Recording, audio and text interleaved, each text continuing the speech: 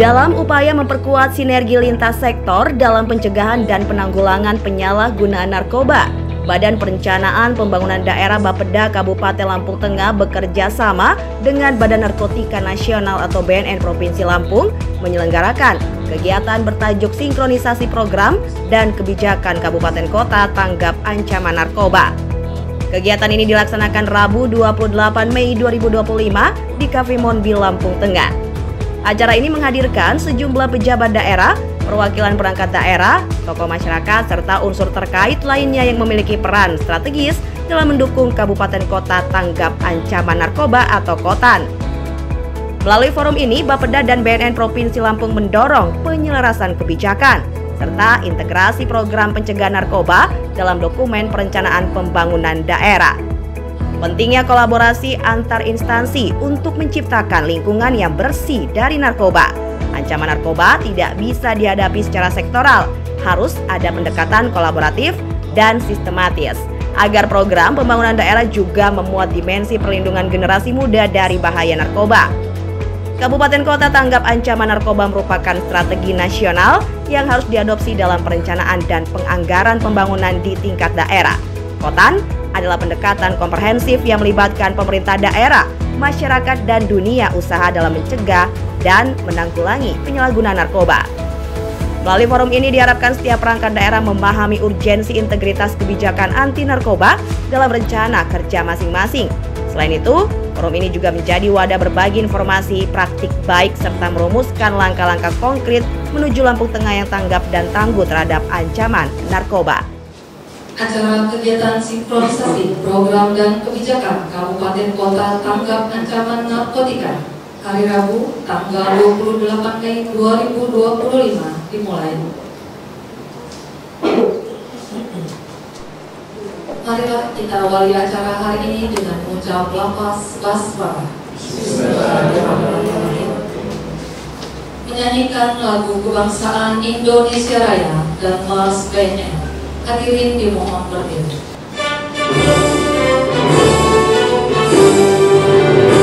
Indonesia tanah airku, tanah tumpah darahku, di sanalah aku berdiri, jadi mantu ibuku. Indonesia kebangsaanku, bangsa dan tanah air.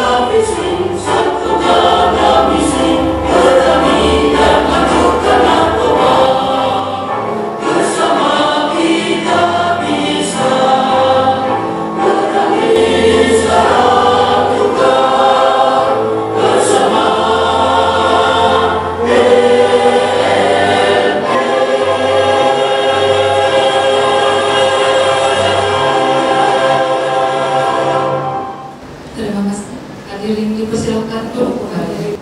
Assalamualaikum warahmatullahi wabarakatuh. Waalaikumsalam warahmatullahi wabarakatuh. Salam sehat tanpa narkoba. Salam sehat tanpa narkoba. Baik, mohon izin Ibu Bapak para narasumber yang saya hormati Pak Kakang, yang saya hormati Pak Camat, ketua yang mewakili, dan para peserta sinkronisasi program dan kebijakan Kota Kabupaten Tangerang Jakarta. Jadi kita masuk ke kota lagi, Pak. Kalau kemarin rapat kerja, kali ini mungkin lebih kepada sinkronisasi. Mohon izin perkenalkan, saya Ade Saputra dari bidang P2MP dan Provinsi Lampung. Di sini berperan Pak Kakam, saya jadi moderator. Kalau kemarin Pak Kakam saya jadi doa atau jadi merah bubuk seperti itu, Pak. Karena yang dari Pak Kakam ternyata saya jadi askebongnya gitu. Baik, selamat dan salam kita sanjungkan kehadiran pertama-tama kita panjatkan puji syukur kehadiran Allah Subhanahu wa Ta'ala, Tuhan Yang Maha Esa, karena alhamdulillah pada hari ini kita masih diberikan kesehatan jasmani dan rohani sehingga kita dapat berkumpul di ruangan ini. Salam kita sanjungkan kepada junjungan Nabi besar Muhammad SAW, keluarga, sahabat, dan insyaallah kita semua yang hadir di sini mendapatkan syafaatnya mulai dari dunia sampai di akhirat nanti. Amin ya Allah ya Rabbal Alamin. Di sebelah saya sudah hadir Pak dari bagian hukum Setda Kabupaten Lampung Tengah. Di sebelahnya ada dari Bapeda Kabupaten Lampung Tengah, dan paling ujung mohon izin Ibu dari Ibu Kadis P3A Lampung Tengah. Dan terkait permasalahan ini mungkin nanti akan lebih detail mulai dari permasalahan hukum, regulasi nanti akan disampaikan oleh bagian hukum, dan rencana program kegiatan yang perlu dilakukan oleh OPD dinas yang ada di Lampung Tengah, termasuk sampai ke tingkat kecamatan, kelurahan, nanti akan disampaikan oleh dari Bapeda. Terkait dengan P3A itu kita akan kolaborasi sinergi dengan program ada di BNN Provinsi Lampung itu ketahanan keluarga. Saya rasa seperti itu Bapak, karena penangan dari saya. Mohon izin, mungkin yang pertama dari Bapak ya, dari bagian hukum dilanjutkan dari Bapak dan terakhir Ibu Kadis dari P3A. Dan mohon izin Bapak, penyampaian materi ini kita batasi maksimalnya 30 menit Pak. Tapi ikan gabus, karena apa? Karena kita lebih kepada diskusinya seperti itu. Baik, kepada Bapak saya persilakan. Nama saya R. Ahmad Hambali, lahir di Mitro tanggal 4 Desember 1972. Tahun 2003 sampai 2010 sebenarnya saya sempat bertugas di Kabupaten Lampung Tengah, kemudian saya keluar ke provinsi, Kota Mitro, ke Lampung Timur. Jadi sekarang kembali lagi, mudah-mudahan bisa diterima lagi dengan baik di sini. Kalau kita bicara kewenangan penanganan narkoba ini, sebenarnya sudah ada kewenangan yang diatur terkait penyelenggaraan pemerintahan daerah. Kita punya payung hukum sendiri. Payung hukumnya adalah Undang-Undang Nomor 23 Tahun 2014 tentang pemerintahan daerah. Di dalamnya sudah diatur kewenangan yang ada di pemerintah pusat, pemerintah kabupaten, dan pemerintah provinsi.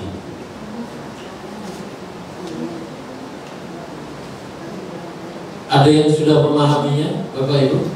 Apa saja sih kewenangan kita sebagai penyelenggara pemerintahan di kabupaten? Sesuai tupoksi kita masing-masing. Izin Pak dari Bapak dari kecamatan ya. Di undang-undang itu kan kita menjadi rujukan kita lah ya. Jadi itu ada kewenangan-kewenangan kita betul Pak ya. Ada tidak yang mengatur tentang kita harus melaksanakan pencegahan penanggulangan, pemberantasan peredaran gelap narkoba. Jadi disingkat dengan P4GN ya. Pencegahan, pemberantasan, penanggulangan, penyalahgunaan, peredaran gelap narkotika. Jadi disingkat P4GN. Kita sepakat menyingkatnya menjadi begitu aja ya. Nah, kan tidak ada di situ. Kewenangan-kewenangan itu sudah diatur. Ini saya berangkatnya dari awal dulu Pak ya, supaya kita punya kerangka berpikirnya dalam rangka mensinkronkan program. Ini ada kaitannya nanti ke depannya. Jadi secara kewenangan kita tidak mempunyai kewenangan, tetapi kewenangan-kewenangan itu kemudian supaya ada keselarasan antara penyelenggaraan pemerintahan di tingkat pusat sesuai kewenangan dan keselarasan kewenangan di tingkat daerah, agar pemerintah daerah bisa berperan dalam P4GN tadi. Itulah kemudian Menteri Dalam Negeri menerbitkan Peraturan Menteri Dalam Negeri Nomor 12 Tahun 2019 tentang fasilitasi P4GN. Sebenarnya sudah memuat apa-apa saja yang ada di dalam amanat Peraturan Menteri Dalam Negeri Nomor 12 Tahun 2019. Nah, inilah menjadi dasar hukum payung. Di samping ada juga peraturan-peraturan lainnya, termasuk Peraturan Menteri Dalam Negeri tentang kerjasama desa dengan pemerintah desa atau pihak lain, pihak ketiga, nomor tahun 2018. Nah, ini yang menjadi landasan juga. Di samping itu juga kami temukan ada yang namanya buku saku dari BNN yang diterbitkan. Nah, ya, ada 6 indikator penilaian yang harus dipenuhi dulu untuk desa itu bisa ditetapkan.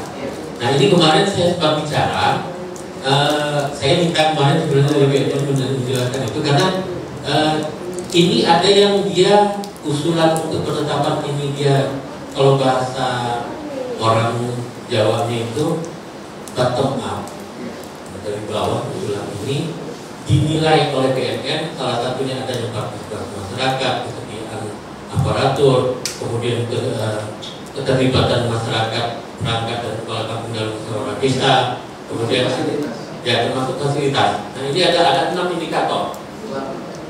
Sekarang 8 fokus, tapi ada 6 indikator kalau di buku aku. 8 indikator, 5 pendukung. Nah, ini sebenarnya kami harapkan ada dari Kesbang enggak yang masih ada. Kalau di kami Pak, itu leading sektor untuk kegiatan ini ada di Kesbang. Kampung yang untuk ikut rumah kampung. Kebetulan kita ini tahun ini juga mungkin ya kita berharap di tahun depan lah. Kita ini lagi action, apa itu namanya? Efisiensi. itu sebenarnya menjadi kendala juga Pak. Tapi mudah-mudahan dengan semangat kita berkumpul di sini, apa yang sudah kita lakukan bersama di sini nanti menjadi bukti kita untuk bisa mensiasati melalui program sinkronisasi, program dan kegiatan yang berkaitan dengan P4GN. Saya rasa sementara itu dulu, nanti bisa berlanjut lagi dengan pemateri lain. Karena waktunya juga mungkin nanti bisa kita lanjutkan. Kita jawab lebih lama Pak. Saya mohon maaf atas segala kekurangan. Baik Pak Ibu Raja. Assalamualaikum warahmatullahi wabarakatuh. Jadi mau izin Bapak, saya lebih menambahkan sedikit. Bapak Ibu sudah tahu belum P4GN tadi sudah disampaikan oleh Pak Ambani. P4GN gitu. P4GN itu pencegahan, pemberantasan, penyalahgunaan, peredaran gelap narkoba. Jadi dari 4 ini sudah jelas Bu, yang kita lakukan upaya pencegahan itu lebih kepada penyalahgunaannya. Tapi kalau untuk peredaran gelapnya, tindakan pemberantasan. Nah, mungkin kita batasi, kita berada di tahap pencegahan penyalahgunaan. Seperti itu. Mungkin lebih kepada sosialisasi melalui tatap muka, melalui virtual, daring, entah mungkin melalui media cetak berupa billboard, baliho, spanduk, banner gitu. Nah ini yang bisa mengolah semua itu yang punya daerah. Kalau Suka Jawa yang punya kepala kampung, kecamatan yang punya Pak Camat atau Pak Sekcam. Bapak di Lampung Tengah nanti beliau akan menyampaikan materi terkait dengan program kegiatan apa saja yang kita sudah berikan. Kepada Bapak saya persilakan. Saya mewakili Pak Kepala Badan yang kebetulan hari ini beliau ada kegiatan yang tidak bisa ditinggalkan, sehingga mewakilkan saya untuk hadir di dalam pertemuan kali ini. Baik Bapak Ibu sekalian, terkait dengan apa yang tadi sudah disampaikan oleh Pak Ambali, ada beberapa peraturan yang mendasari bagaimana kegiatan program yang ada di kabupaten maupun yang menjadi mandatori oleh kementerian maupun dari pemerintah pusat.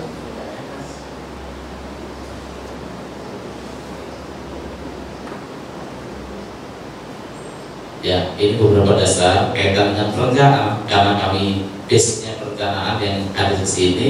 Ada Undang-Undang Nomor 25 tahun 2024, kemudian ada Undang-Undang 23, dan tadi sudah sampaikan Pak Ambali Perundang 86 tahun 2017 terkait dengan perencanaan, penganggaran, dan evaluasi pembangunan daerah.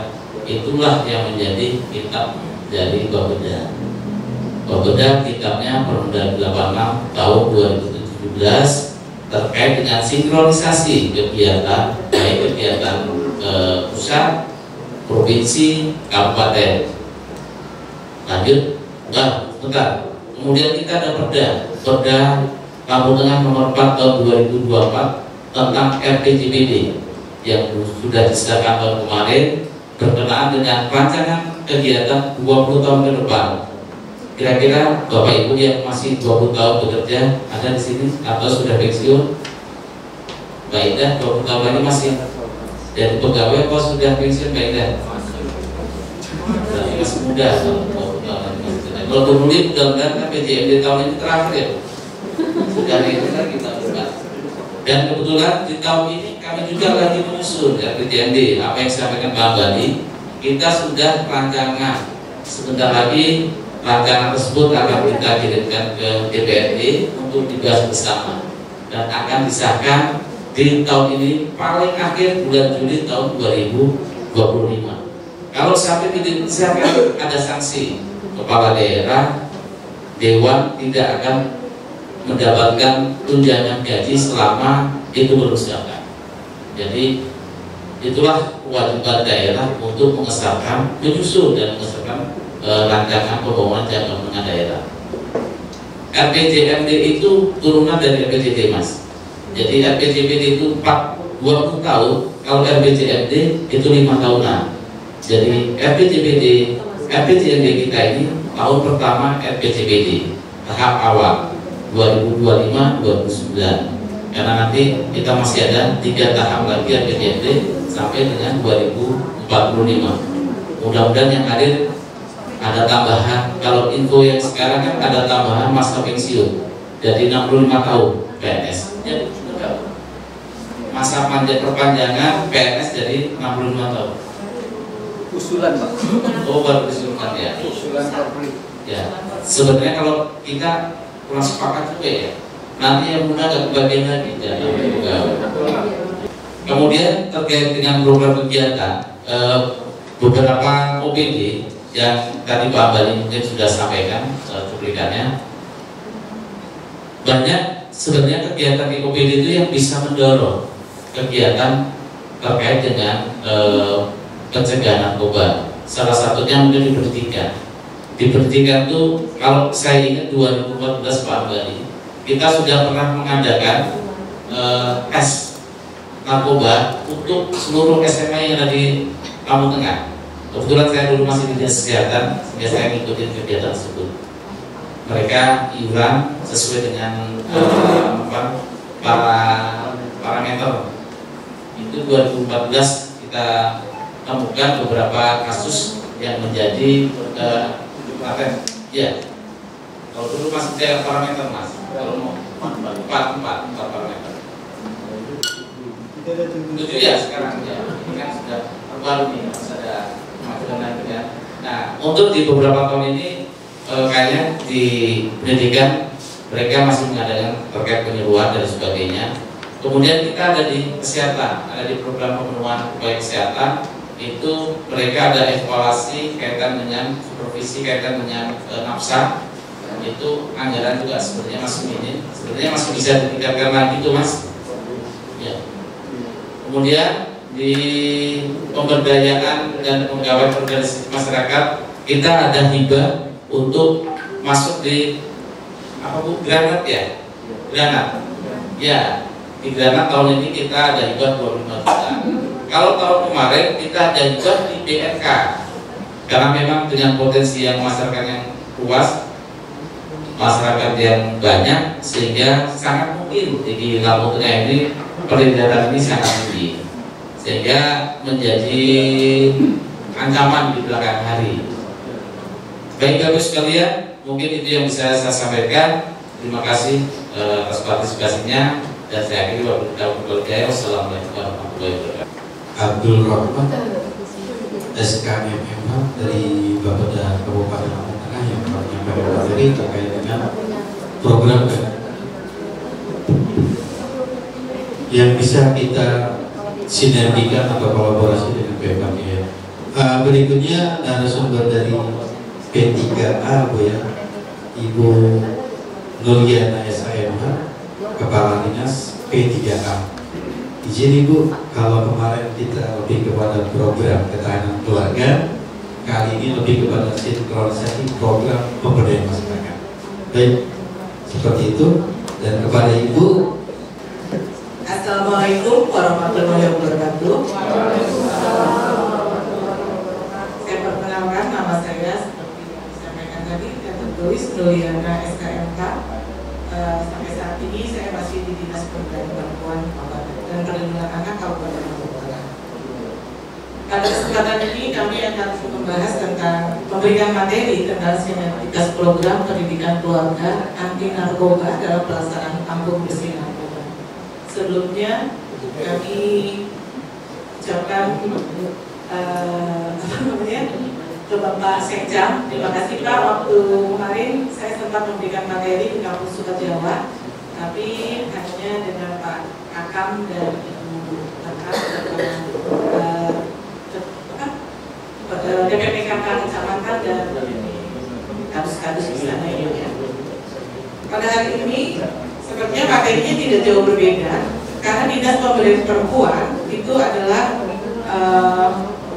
tugasnya adalah sesuai dengan judul dinas, itu adalah memberikan perencanaan tentang kegiatan pemberdayaan perempuan dan perlindungan anak.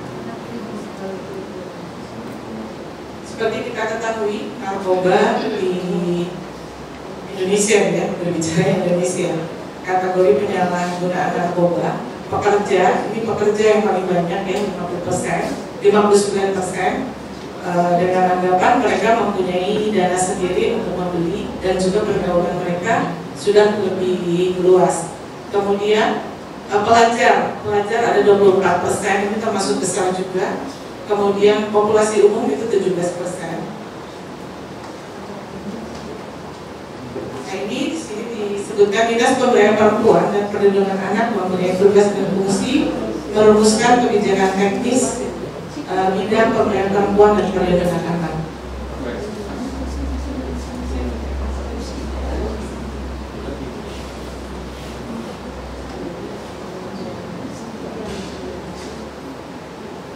Di sini kita bicarakan tentang pencegahan narkoba. Pencegahan narkoba itu harus dimulai sejak dini. Yang pertama dan utamanya adalah dimulai dari keluarga. Sebelum anak-anak itu masuk ke pendidikan, itu harus dimulai dari keluarga, bahkan dimulai sejak dari dalam kandungan ya. Karena yang dimaksud dengan anak adalah anak. Yang maksudnya anak itu anak yang masih berada dalam kandungan dari 0 bulan sampai dengan kurang dari 18 tahun, itu yang menjadi yang disebut dengan anak, dan itu yang menjadi fokusnya dari Dinas Pemberdayaan Perempuan. Keluarga harus memahami hak-hak anak. Hak-hak anak, jadi Ibu, kita selama ini mungkin hanya taunya ngurus anak ya. Sebenarnya anak itu mempunyai hak yang harus dipenuhi dari orang tua dan juga dari seluruh warga masyarakat. Itu ada 31 hak anak yang harus dipenuhi oleh kita semua. Yang pertama yaitu bermain. Jadi anak-anak itu bermain itu adalah haknya anak ya. Bermain hak anak. Ada orang tua yang membolehkan anaknya bermain di luar, ada yang memang harus di dalam rumah, tergantung dari keluarga masing-masing. Tapi kalau bermain di luar, mungkin sosialisasinya akan lebih baik ya. Bukan berarti bermain di luar itu tidak dalam pemantauan ya Bu ya. Itu harus tetap di dalam pemantauan. Kemudian berrekreasi. Jadi anak juga harus rekreasi. Kenapa kita bahas tentang anak-anak itu haknya anak? Karena sebelum kita masuk ke dalam fokus sendiri kegiatan yang harus kita lakukan, kita harus mengetahui dulu apa itu yang menjadi hak-haknya anak. Berrekreasi. Jadi anak-anak itu kita harus berikan berrekreasi. Kemudian yang ketiga, berpartisipasi. Artinya berpartisipasi, dia diperbolehkan untuk ikut dalam kegiatan kemasyarakatan. Misalnya kegiatan masyarakat kalau anak itu sudah mulai sekolah, ikut organisasi baik di luar sekolah ataupun di dalam sekolah. Berhubungan dengan orang tua bila terpisahkan. Maksudnya gimana nih? Kan sekarang ini kita ya kerja. Misalnya ada dari Bandar Lampung, ada yang dari Metro, atau kerja di Lampung Tengah. Itu tidak membatasi hubungan kita dengan anak-anak. Ada yang sampai dengan minum, ada yang misalnya di luar kota. Sekarang ini kita bisa melalui komunikasi via HP ya, via gadget ya, bisa video call dan lain-lain. Jadi tetap berhubungan. Kemudian anak-anak bebas melakukan kegiatan keagamaannya. Jadi dia juga mendapatkan hak, memperoleh hak untuk mendapatkan pendidikan agama. Ini penting sekali untuk membekali anak, khususnya terhadap perlindungan terhadap pergaulan bebas dan narkoba. Kemudian bebas berkumpul ini juga maksudnya bermasyarakat. Kemudian bebas berserikat, sama ya, berserikat itu lebih luas. Kalau berkumpul hanya mungkin sebagian kecil, tapi kalau berserikat dia konteksnya lebih luas dari berkumpul. Kemudian hidup dengan orang tua. Jadi sebenarnya anak itu hidup dengan orang tua adalah haknya anak. Ya, bukan berarti anak-anak yang disekolahkan di luar, misalnya pondok pesantren itu tidak baik-baik. Itu tetap dengan hidup dengan orang tua, artinya kan tetap dikembalikan ke orang tua. Tidak selamanya dia hidup di asrama ya. Jadi dia tetap hidup dengan orang tua. Kemudian kelangsungan hidup, tumbuh dan berkembang. Jadi anak-anak itu mempunyai hak untuk kelangsungan hidupnya, tumbuh dan berkembang. Jadi dia diberikan makan minum untuk berkembang. Itu adalah haknya anak. Jadi hak-hak anak yang misalnya kalau kita lihat anak-anak yang menjadi kalau di Bandar Lampung itu ada di perempatan ya, masih anak-anak, sebenarnya itu adalah tanggung jawab kita bersama sebenarnya seraya dengan dinas sosial ya. Tidak harus berbentuk seperti kita bentuk khusus, tapi bisa juga risma ya Pak Adi ya, kalian biasa menangani Pak Adi. Risma itu adalah termasuk forum anak daerah, kemudian ada organisasi olahraga itu juga forum anak daerah. Itu bisa dipakai untuk suatu wadah untuk mengembangkan kreativitas daripada anak-anak di kampung tersebut agar anak-anak itu berkembang tidak hanya mengenai skill sekolahnya, tapi juga mengenai kesenian dan kesehatan, kemudian olahraganya. Itu kegiatan yang ada di Dinas PPPA. Gimana sih?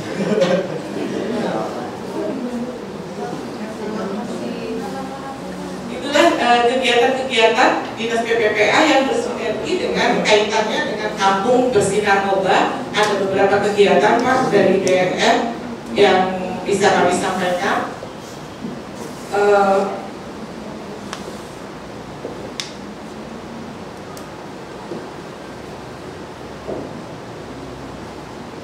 apabila semua itu termasuk pembentukan itu sudah ada, kemudian hak-hak anak itu terpenuhi, maka saya pastikan bahwa ya nggak pasti benar ya, tapi paling tidak 80% anak-anak itu akan berkembang dengan baik dan tidak akan terkena dengan narkoba.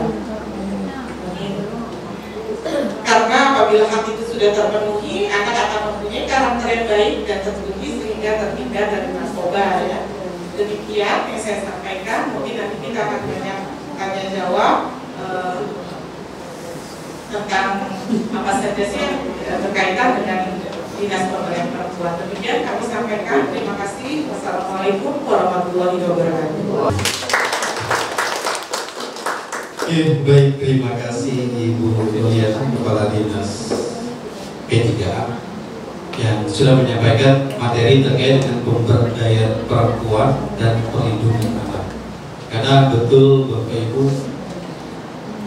permasalahan narkotika, saya kemarin sudah ngobrol juga dengan Pak Kakak, dengan Pak KUA, satu orang penyalahguna narkoba dalam keluarga itu minimalnya 5 orang yang dibuat pusing. Nah, coba dirasa-rasa kalau di rumah ada yang pernah korban penyalahgunaan narkoba, kira-kira yang lainnya kena dampaknya kan seperti itu. Minimalnya 5 orang, Pak. Artinya maksimalnya bisa jadi satu kampung, gitu. Bahkan bisa lebih. Karena permasalahan narkoba kalau sudah masuk ke dalam lingkungan keluarga, yang saya tahu yang gak ada juntrungannya bahasa kamu. Ngerti gak Pak? Bahasa juntrungan. Iya. Karena dia akan disibukkan dengan urusan permasalahan itu dan itu. Gitu. Ya, kurang lebih seperti itu terkait masalah pemberdayaan perempuan dan perlindungan anak. Nanti kita akan berdiskusi. Tapi mohon izin, sementara kalau bisa saya simpulkan dari 3 pemateri ini. Yang pertama tadi dari bagian hukum, itu beliau tadi menyampaikan masalah indikator konsep desa bersinar. Nah, izin Pak apa? Kalau di kami itu ada indikator 85, bukan 86 Pak Kakak. Indikator 85, 8 pokok, 5 pendukung. Yang diantaranya itu sebentar saya coba lihat.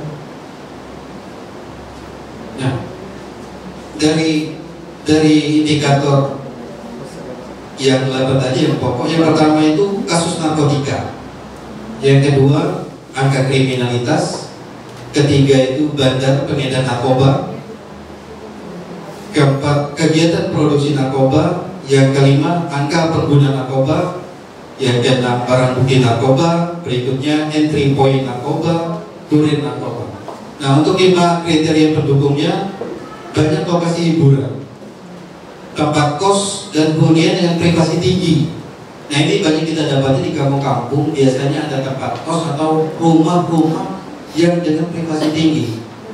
Kita nggak bisa sembarangan masuk, baru mau masuk gangnya aja, bahasa mereka di lapangan spionnya itu udah nyampe ke dalam. Kalau kita kan spion motor atau spion mobil hanya menjangkau apa yang bisa kita lihat. Tapi kalau hunian dengan privasi tinggi, kita baru masuk gangnya aja sudah terdetek dengan mereka. Maksud dan tujuan kita apa? Gitu. Mungkin ini teman-teman ya, kalau kemarin itu sebenarnya kan ini agak riskan seperti yang waktu itu izin Pak Kakak kita dengan Pak Kadus ya, karena kan untuk kita memperdayakan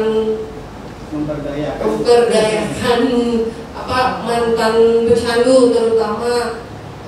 Itu tadi kan kemarin kita karena gajinya maunya besar, tapi pekerjaannya juga kan dari pemilik UMKM-nya sendiri juga khawatir gitu kan, karena ya seperti yang kita bahas kemarin, kalau namanya pecandu ini kan kalau bukan sembuh seperti narasumber kemarin ya Pak yang dari sekretaris Gerana, nah itu berat karena walaupun mereka sudah di rehabilitasi berkali-kali tadi. Nah, apalagi kan tadi minimal 5 korban yang ada di dalam lokasi yang terdekat. Nah, mungkin kalau misalnya sebenarnya kalau waktu mereka direhabilitasi itu memang kan sudah ada pelatihan khusus. Nah, mungkin kalau misalnya di kampung ya Pak Kakak, nanti apalagi seperti Kampung Sukajawa itu kan memang sebenarnya sudah kreatif banyak UMKM yang memang karyanya sudah bagus. Nah itu kemarin saya sudah koordinasi dengan Pak Kakam, jadi supaya bisa, ini Bu Nuli mungkin lebih paham karena dulu Kadis Perindustrian ya Bu. Nah jadi yang sudah ada itu kan kita berdayakan. Sebenarnya kemarin sudah saya kasih tahu juga, ada yang namanya kalau mereka mau mengajukan kurs seperti itu juga untuk membantu. Nah sekarang ini saya balikan lagi nih Pak Kadir ya ke BNN. Nah sebenarnya begini, karena kan pecandu ini kan berat sekali ya. Jadi memang walaupun dia sanksinya khusus, tapi karena kesembuhan itu benar-benar dari hati gitu ya, dari hati yang paling dalam kan, berat sekali untuk pecandu ini sembuh. Jadi kegiatan-kegiatan positif itu sebenarnya sosialisasi seperti ini kan sudah bagus. Sosialisasi kita seperti ini langsung dengan berbagai lintas sektoral yang memang memperjuangkan di situ gitu Bang Kam ya. Sukajawa ini mungkin kegiatan-kegiatan nanti dengan Dinas Koperasi UMKM aja. Nanti saya sampaikan kepada Pak Kadis, kita kan melalui UMKM itu nanti pembinaan mungkin yang kemarin yang paling sudah mendekati ya, karena itu kan sudah sampai ke kabupaten lain yang punya Pak Kakam di Sukajawa itu. Nanti saya sampaikan dengan Pak Kadis, nanti juga dengan bidang UMKM. Bu Nuli, kan kalau misalnya mereka itu di Kampung Sukajawa itu sudah punya alat produksi mesin Bu. Jadi produksi mesin itu sudah sampai ke kabupaten mana ya kemarin itu, Prinsewu apa? Ada beberapa kabupaten Bu. Jadi dia sudah benar-benar ini, tapi mungkin banyak hal yang harus, karena kan kabupaten ini Pak Rahmat. Nah jadi mereka ini kan sudah berjalan, UMKM-nya sudah berjalan. UMKM-nya sudah berjalan, sudah itu memang produksinya bagus seperti itu. Jadi nanti supportnya harusnya juga dengan Pak Camat kali ya. Jadi bagaimana menganggarkannya juga nanti Pak Rahmat. Karena memang kalau dari sisi UMKM, apalagi kan memang UMKM ini memang harus jangankan yang memang sudah berjalan begitu, yang belum aja memang kita giatkan supaya berjalan. Nah jadi pecandu-pecandu yang ada di sekitar situ ya Pak Kakam ya, saya juga belum pernah sampai Sukajawa, cuman keluhan dari Pak Kadus itu memang sudah jadi PR. Bagaimana nanti kita koordinasi lintas sektoral aja nanti Pak, mungkin dengan bidang UMKM nanti saya sampaikan juga dengan Pak Kadis ya Pak ya. Kalau nanti pasti yang pertama ya itu, terus mungkin kalau misalnya ada UMKM lain, karena di Sukajawa itu Bumi Ratu itu banyak Pak, banyak yang memang sudah berjalan, prestasinya juga udah bukan cuma tingkat kabupaten setahu saya, karena berapa kali, tapi saya bukan di Kampung Sukajawa, sudah nasional ya Bu Nuli ya? Iya, karena waktu itu sampai kan turun dari pusat tuh Pak Ade. Jadi memang Sukajawa ini banyak benar prestasinya Pak, luar biasa. Ya nanti kita sampaikan dengan Pak Kadis ya Pak ya, nanti bagaimana kita memberdayakan UMKM-nya mungkin lebih khusus, ada pelatihan yang khusus, memang khusus untuk mantan pecandu atau masyarakat sekitar yang terkena imbas dari narkoba gitu. Jadi supaya Kampung Sukajawa itu terutama yang Bumi Ratu bisa bersinar ya Pak Kakam. Nanti kita koordinasi juga. Oke, makasih Pak. Oke, baik, terima kasih Mbak Ita. Ya alhamdulillah, artinya dari UMKM sudah ada perhatian khusus Pak Kakam. Karena kemarin juga saya mendengar Pak Kadus sudah konfirmasi langsung dengan Bu Ita dan diteruskan ke perindustrian Bu ya pasnya, karena beliau sudah bisa produksi mesin itu lebih pas perindustrian. Tapi mohon izin Ibu, terkait dengan PR kita, justru goalnya kita mungkin salah satunya di situ Ibu. Karena kan nanti ada akhir pemulihan ada intervensi berbasis masyarakat, rehabilitasinya ada. Nah, harapannya apa? Tujuan dari kegiatan seperti itu kan bagaimana caranya kita membentuk seseorang itu yang dari pecandu, pemakai, bahkan pengedar narkoba itu beralih profesi, yang tidak lagi konsen di bidang itu dan sibuk dengan kegiatan yang bakal kita latih itu. Nah, harapan seperti itu Ibu. Kemarin juga sudah saya sampaikan, ex pecandu artinya bekas, bukan berarti dia tadi malah makin siang kita undang jadi peserta, bukan. Saya jujur Pak Kakak, saya bukan informannya, tapi informasi dari masyarakat juga. Ada beberapa pemakai narkoba ex di sana itu yang berhasil. Contoh kemarin yang sempat berbicara di forum Mas Eko, itu yang dia emang pengusaha, jatuh masalah narkoba, terus dia sekarang ini sudah pulih gitu loh, maksudnya sudah berhenti nggak pakai narkoba, udah mulai lagi Ibu muncul ke permukaan. Jadi saya minta tolong juga kepada Bapak Ibu yang hadir di sini, stigma terhadap pemakai narkoba yang nggak bisa hidup sukses tolong dirubah. Karena kesuksesan seseorang itu, kalau narkoba itu nggak terlalu lah. Mungkin karena kalau dia mutau ya, kalau mutau nggak kegiatan lain pasti mati. Tapi kalau sabu, ganja, indeks, selagi dia ada niatan untuk berhenti bisa. Saya yakin bisa, gitu. Selama itu masih ringan, sedang. Namun kalau sudah parah, ya mohon maaf. Kalau parah itu biasanya susunan saraf pusatnya sudah nggak bersusun lagi. Susunan saraf pusatnya juga nggak berdasarkan susunan, sehingga jangan-jangan. Gitu. Nah itu.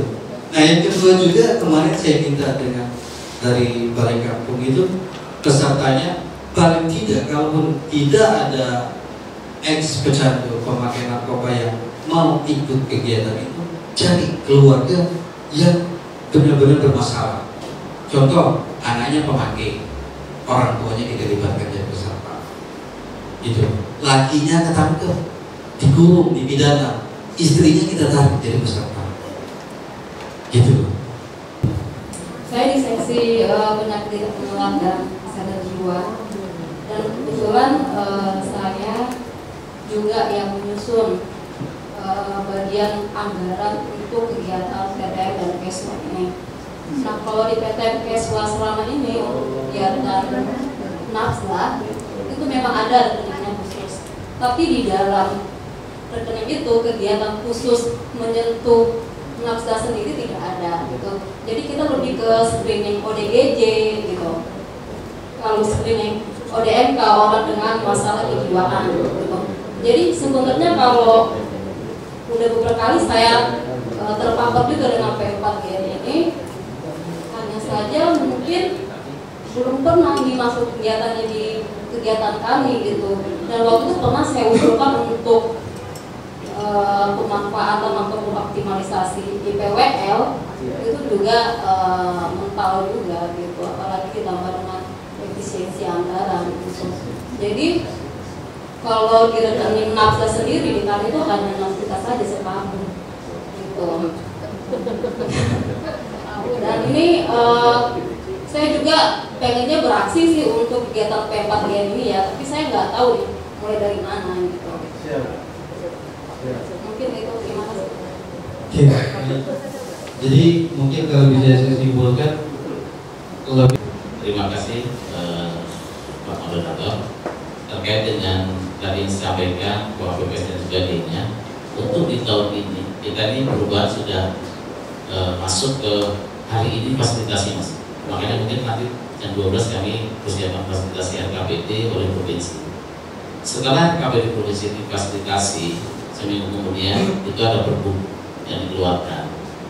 Nah, semua sekarang kan sudah pakai sistem informasi pembangunan daerah (SIPD).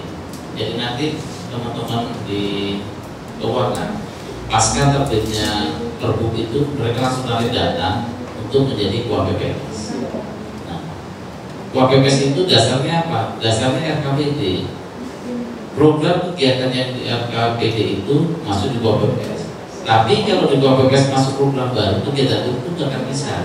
Nah, itu yang menjadi tidak terkomodir. Makanya kalau sampaikan tadi, untuk tahun ini bisa masuk, saya pastikan nggak bisa masuk. Ya sudah harus masuk di RKBD kemarin. Teman-teman sudah nyusun RKBD itu semua program kegiatan, walaupun nilainya awalnya misalnya cuma 10 juta, 5 juta, tapi itu sudah menjadi pokok. Artinya kalau kita mau di KUABS nambah anggaran masih bisa. Tapi kalau program kegiatan tidak ada di RKBD, di KUABS-nya akan muncul, akan menjadi temuan. Nah, kalau sekarang masih temuan oleh teman-teman dari provinsi, tapi ke depan bisa menjadi penyalahgunaan, karena harusnya nggak bisa kok masuk, berarti dianggap ilegal. Kemudian terkait dengan di kesehatan, saya coba lihat RKA dinas kesehatan yang kemarin disampaikan oleh teman-teman sana, isinya kan hanya perjalanan dinas. Nah, itu yang perlu harus dirubah, perjalanan dinas sama ATK. Dan ATK pun sekarang kita harus efisiensi banyak, Pak. Mungkin teman-teman yang ada di sini pun sama. Kita harus cermat terkait dengan ATK, cetak dan sebagainya. Karena BPK sekarang lihat udah licin. Kita nggak bisa aneh-aneh. Artinya secara kwitansi, secara SPD lengkap, tapi mereka kontak lagi ke teman-teman penyedia. Makanya kami harapkan juga kaitan dengan perjalanan dinas ATK itu lebih selektif. Bisa dibuat program yang lain sehingga tujuan tercapai, tapi tidak hanya melulu perjalanan. Kemudian terkait dengan orang yang kena narkoba ya, pasca ya. Saya punya pengalaman sendiri, Mas Adi. Tahun 2017 saya buka sedikit kegiatan, dan kebetulan itu saya dikasih orang yang pecandu, mantan keluar dari LP, baru sebulan keluar dari LP. Saya dikasih kawan teman itu, Mas tolong bantu adik saya. Tapi alhamdulillah saya bantu sampai sekarang, Mas. Dari 2017 saya buka keliling, kemudian dia buka untuk pulsa dan sebagainya, sampai sekarang dia eksis.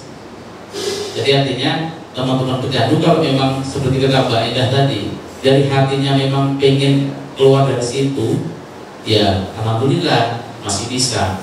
Artinya dari 2017 sampai sekarang, dia tiap bulan masih laporan, setiap awal bulan dia laporan. Jadi kayak kalau ke saya, Mas, Pak, ini saldonya sekian untuk sekian, ya kirim ke saya, itulah tambahan TPP kita, Mas.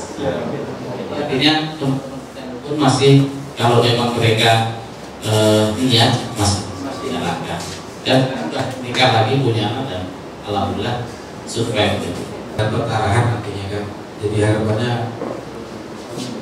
buat tahun depan, bukan untuk tahun sekarang, karena yang saya tahu begitu. Cuman ya tetap kalau memang bisa diakomodir, ya alhamdulillah. Karena setahu saya kalau sudah ada pos nafza, itu tinggal kita bermain kalimat aja sebenarnya, Pak. Hanya bermain kalimat aja. Jadi nggak usah fokus sama program. Saya itu dulu waktu itu masih honor, Pak, tahun 2008 dapat perintah dari pimpinan untuk nyusun anggaran. Tiba-tiba ada instruksi program nasional, Pak, pendidikan masyarakat harus sekian persen. Lalu saya tenaga honor jadi kepala malam ini, karena saya sendiri yang menentukan mana yang bisa ditarik jadi program pendidikan masyarakat.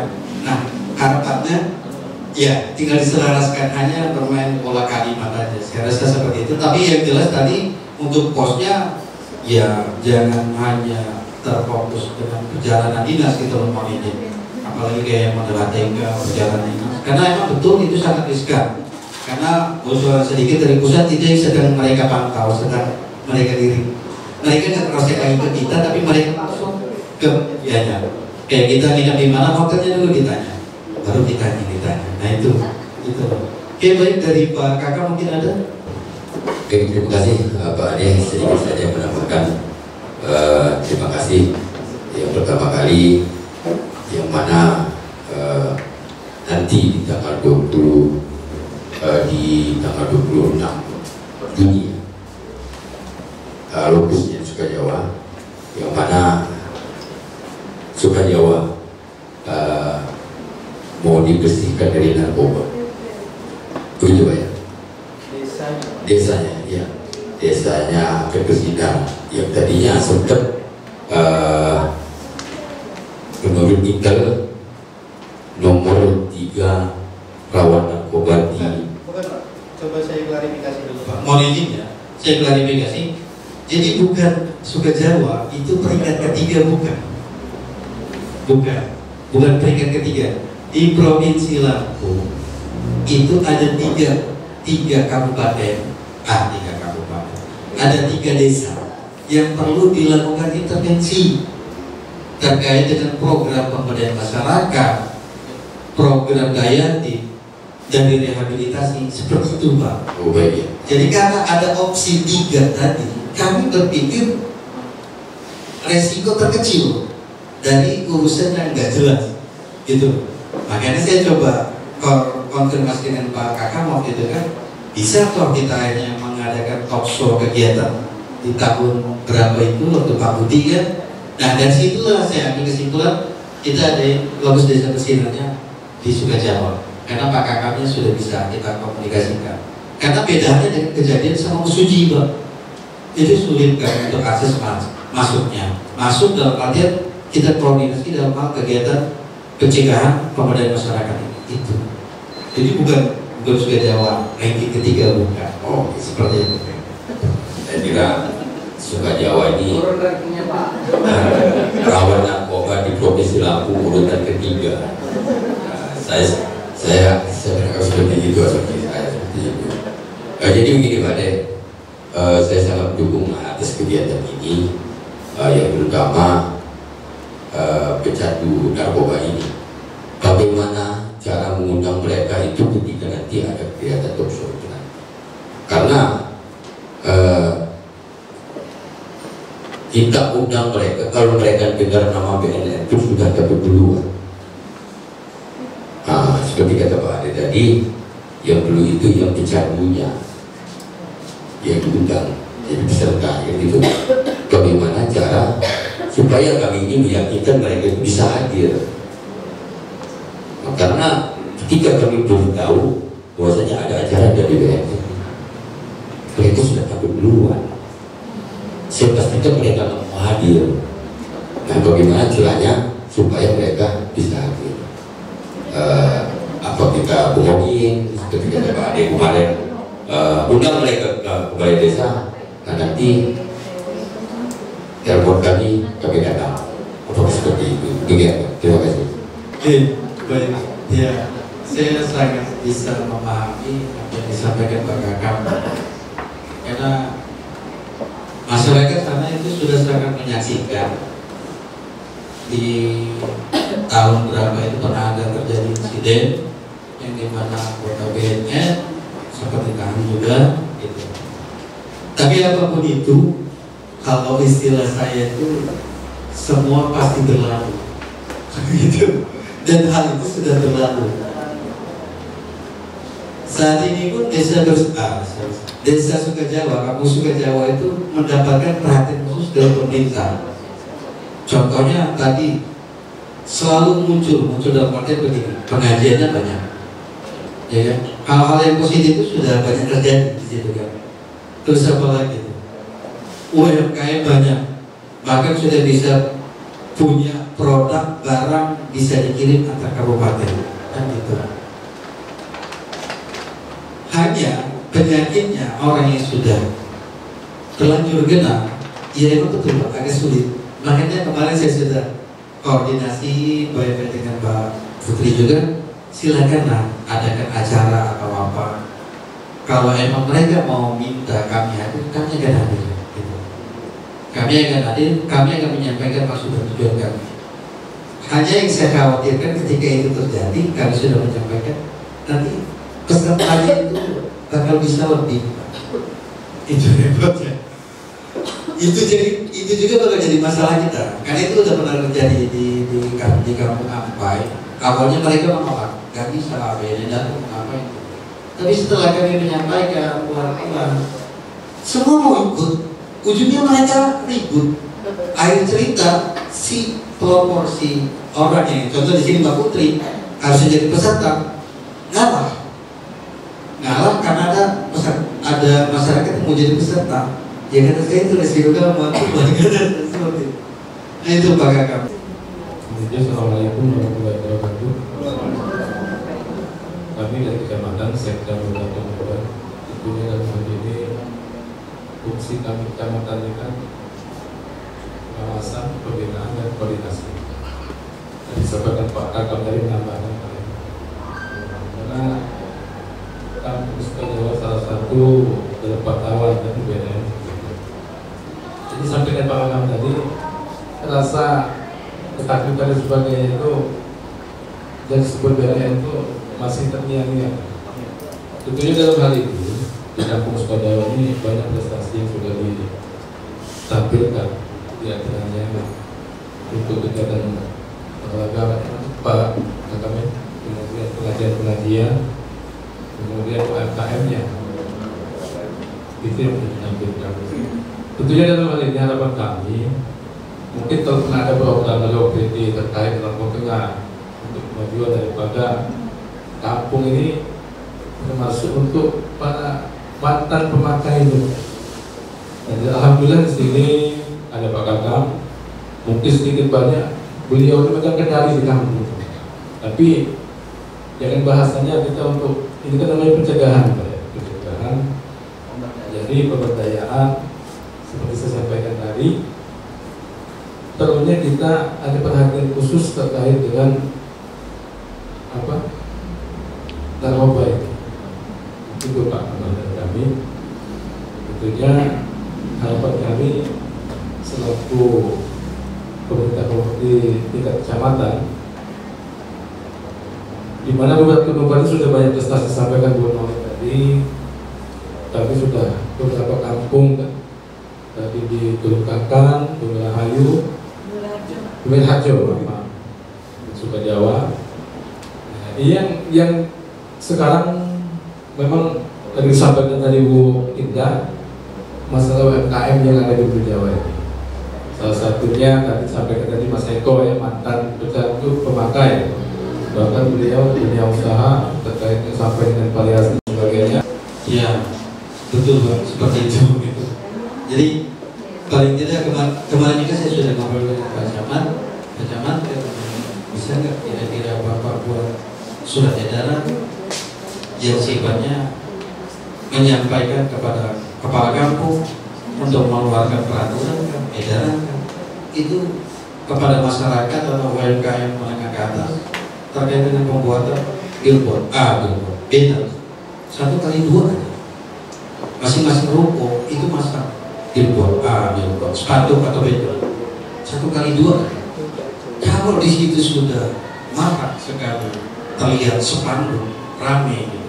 Di situ kan ada Bapak Kakak, ada Bapak pimpinan kami juga pastinya kan, dengan konsep narasi yang berdasarkan dari kami gitu. Nah itu saya rasa bisa dilihat oleh masyarakat langsung. Kalaupun kira-kira dia itu sindikat sudah mulai berpikir, wah ini bukan pasar gua lagi, ini BNN sudah masuk.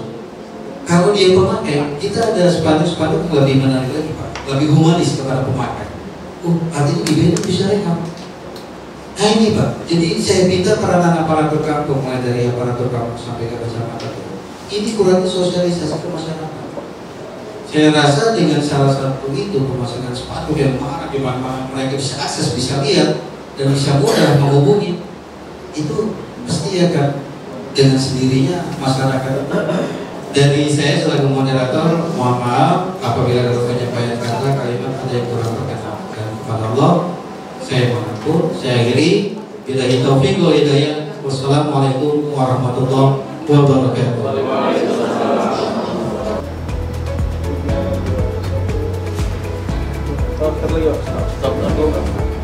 Oke, satu lagi, 1, 2, 3. Ini sebenarnya kegiatan yang bagus ya, karena memang sinkronisasi program kegiatan yang ada di OPD yang harus kita lihat dan kita sinkronkan dengan kegiatan-kegiatan teman-teman yang menjadi konsen bagi penanggulangan narkoba yang ada di Kabupaten Lampung Tengah. Karena memang Lampung Tengah ini kan secara geografis kita hampir 5.000 sekian, 4.500 sekian, jumlah penduduknya 1.500, 1.500.000, sehingga potensi untuk peredaran di kita itu sangat tinggi. Ya, sehingga adanya kegiatan ini mudah-mudahan bisa mengurangi dampak-dampak dari peredaran yang ada di Lampung Tengah. Baik, dari Bapeda sendiri Pak, apa langkah dari Bapeda untuk mencegah peredaran narkoba di Lampung Tengah Pak? Dari kita secara kebijakan, kita mungkin nanti ada beberapa kegiatan yang ada di UPD yang kita dorong untuk menuju kegiatan-kegiatan yang lokusnya ke arah pencegahan, penanggulangan yang menjadi wewenang kita, karena secara umum wewenang kaitan dengan itu bukan mandatori yang ada di pemerintah daerah. Pak, harapannya untuk bagi para masyarakat, khususnya Kabupaten Lampung Tengah Pak? Harapannya masyarakat itu bisa mengenal bahaya narkoba, sehingga mereka bisa menghindari. Syukur-syukur bisa menjadi contoh bagi masyarakat lain, masyarakat yang sudah terpapar dampaknya maupun akibat yang ditimbulkan dari narkoba sendiri.